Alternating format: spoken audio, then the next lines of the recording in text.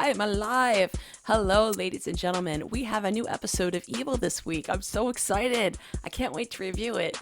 But then I realized, oops, I didn't review the winter finale, the last episode, because right when I was just about to review it is when my workload for the season of doing Mrs. Claus stuff just hit like a whirlwind. And then finally I had the time, and there was a death in the family. I had to drive to Ohio, then I got sick, and I've been trying to get my voice back enough for the past few days to get it to a point where I could actually sit down and review this episode before the new episode starts. So let's get right into it. This episode was one of the most entertaining to watch for me. It was very, very humorous.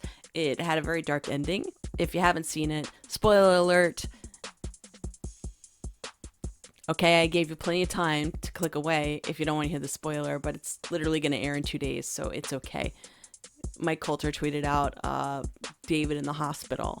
So David did survive what happened at the end of this episode. So let's take a look at this episode. So our fabulous trio is called in to investigate some type of mysterious behavior. They're singing. Imagine that. There are a lot worse things for kids to be doing than singing, but it's what they're singing. They're singing this earworm that they're not supposed to be singing. And any song that they try to sing, they just mesh back into singing that earworm song. Ben mentions to Kristen that David's been acting weird, and she's been acting a little bit weird too. So what's going on? They're singing. The staff is concerned, the teachers are concerned, the parents are concerned. They've been singing for 2 hours, and they're singing the same song, so it's driving everyone nuts. They sound great. So Kristen asks the girls, what song is this? They don't know. Then they just break back out into the song again. You don't know the words? So Kristen asks them to sing Jingle Bells, and we get Jingle bells, jingle all the way, what fun it is to ride. Okay, sorry, that's not it. crap. Jingle bells, jingle all the way. Jingle, jingle bells, jingle all the way, what fun it is Oh to no. ride. There's actually a word for this. It's called stuck song syndrome. Anyways, it's a form of OCD. It's when you obsess about something. Kristen has given them gum as a temporary distraction.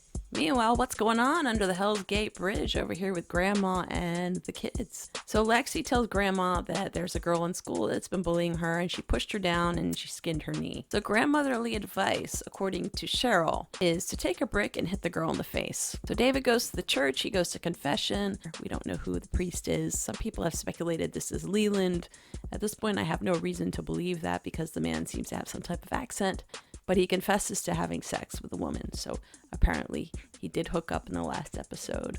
So I think, is that new that we're learning that Julia was actually his fiance? Is that new? I'm not quite sure. I thought he had just always referred to her as a friend that he lost, but I guess now we're learning that she was actually his fiance. So then he goes out and he takes a second and looks at the nativity scene outside the church. So he looks over and there's a man standing right here. David asks him if can he help him with something. And then he walks in the shot. And then out of the shot, when he comes out of the shot, the guy's gone. So where did he go? That's creepy. So David walks over to the car and he sees this. It's a heart with an arrow. So then Kristen is singing Hark the Herald Angels Sing, and then she goes into the earworm song. So one of the girls overhears them humming this song together. Well, it turns out to be Putty's Christmas. It's a viral video, and Kristen goes to look it up online. Yeah, so this is a very high stoner. Oh god, everybody knows that Santa had a edible gummy. This is some serious crackhead Santa.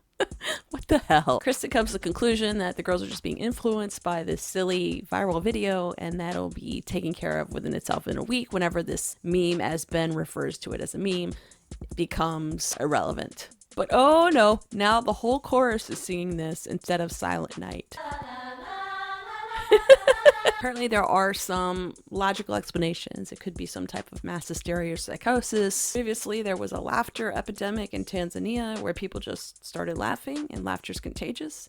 I endorse this illness, whatever it is. We're trying to figure out if there's some type of supernatural element to this, how to contain this, what's the best way to deal with it. Kristen gets a text saying Lexi hit a girl. So they decide that they're going to punish Lexi, and when Kristen goes into the girls' room, what happens? Oh, they were singing the song. Some of them are a little too young to be watching a video about Santa getting high. So they pull Alexis out and they learn that Grandma told her that she should hit someone. Kristen goes to confront Sheryl about her telling Alexis to hit the girl, and she completely flat out lies and denies telling her to do that. It's like, I have no idea what you're talking about. I didn't tell her that. So David is on the phone with Ben. He tells him to check the school for asbestos. And when he sees a note that is on his bed and has that heart on it, does he have a mystery admirer? Who is this? So David decides to go meet up with Renee. Well, it turns out the note says, talk to me. We don't know who left it because Renee says she never left it there. It looks like Julia's handwriting. Renee denies she would not plant a note card that her late sister left behind. I guess the question is, if Renee did not put that there, and I believe her, who did put that there? So Ben found out that there's no asbestos in the school, thankfully. However, the veggie supplier for the school lunches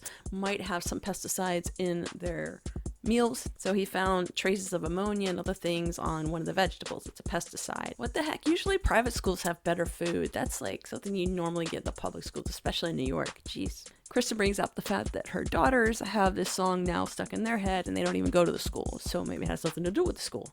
Oh God, this is bad. Yikes, what the hell? No, ow. This is kind of what you want to do, or you feel driven to do, if you hear the Baby Shark song too many times. I apologize right now if it sounds like I have a cough drop in my mouth. It's because I do. So back at the house, Lexi confronts Grandma about lying to her. So Grandma pretty much tells Lexi that snitching is bad. She urges Lexi to tell them whatever it takes to keep them both out of trouble next time. Oh, but their little meeting is interrupted because Leland is calling and he has a pretty little Christmas tree in the background. Just calling because he's finishing up with a patient. Who's the patient? It's someone in a bag. They don't look very big. That's a pretty small bag. Leland wants to see Sheryl tonight. They want to do some naughty stuff. Oh, and he apparently is the one that coached her on this whole talk with the granddaughter. We're taken to a scene at the hospital with Kristen and the girls. It appears they survived their ear piercings. They claim the reason why they put scissors in their ears and tried to poke out the ears is because of the noise. And surprisingly enough, these girls have never heard of the Putty's Christmas. So the school has given them permission to check the girls' browser history to see what they've been looking at. And the girls are okay with that. And they find that they've been watching this popular influencer named Melinda's. This is Melinda's, and she has something called the Melinda's Challenge. Okay, that right there will make me want to gouge out my ears and eyes and everything else. So they find out that they have this Pudgy's Christmas song playing in the background when she's doing her makeup tutorial.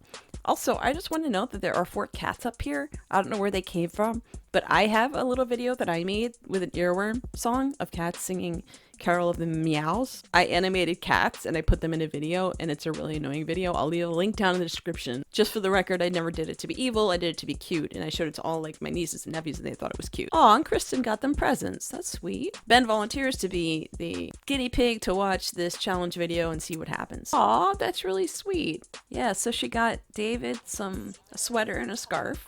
So Kristen actually pulls up the video when she's at home. Not a whole lot to dissect here. You just have that annoying song in the background. What is going on in the other room? They can hear this like high-pitched noise over the singing. It's like a really bad tinnitus or something. They claim to hear a man's voice, but it's not Daddy's voice. Who is it? That's horrifying. And that's the challenge. And you know what we have right here? I just paused it for this, and I see a puzzle piece right up there. I'm sure I've already missed a whole bunch of puzzle pieces because I still want to do a separate video for puzzle pieces, because this is a whole animal, and as you guys may or may not have noticed, they're starting to change shape a little bit and bend. So she watched a 90-minute makeup tutorial. Ouch. She says Melinda's challenge 3 times and nothing happens. And the girls are chanting Melinda's challenge. So David says Melinda's challenge 3 times, and then he gets this Y-poke, who has pictures of his little rendezvous with Renee. Oh, that's bad. Looks like people don't have their clothes on here. Then David gets a call from Renee, and Renee wants to know why David is Y-poking her with the pictures. Well, if he's not doing it and she's not doing it, I got a pretty good guess of who's doing it. I think it's Leland. So the girls, Kristen's daughters, have reached the point where they now want to stab their ears out. Kristen goes back to David and Ben, tells them what happened. The girls are going to be okay, thankfully, but they can't figure out what is causing the girls to somehow connect to this whole hysteria situation. Ben's able to figure out that there's some type of frequency in the sound that maybe they are hearing that the adults can't hear. Oh, God.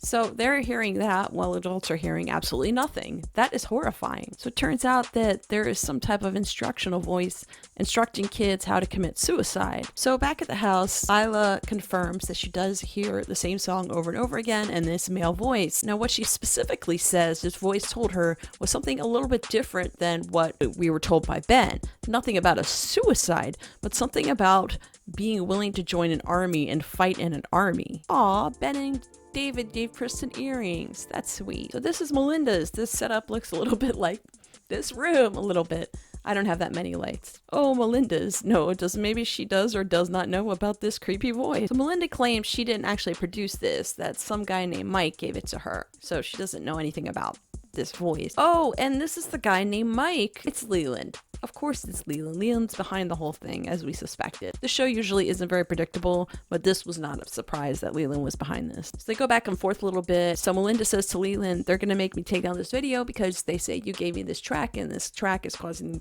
kids to do bad things. So Leland stops for a second and asks if she's actually threatening him, because it sounds like she's forming her own defense. Apparently, when Melinda first came to Leland, she only had a couple thousand followers. She has 2 million subscribers. Wow, give me some of that, man. Subscribe to Super Improv Gal. Why should she take down her video? Well, he has this whole little story about potatoes, which I won't get into, but his point is the forbidden is always desirable.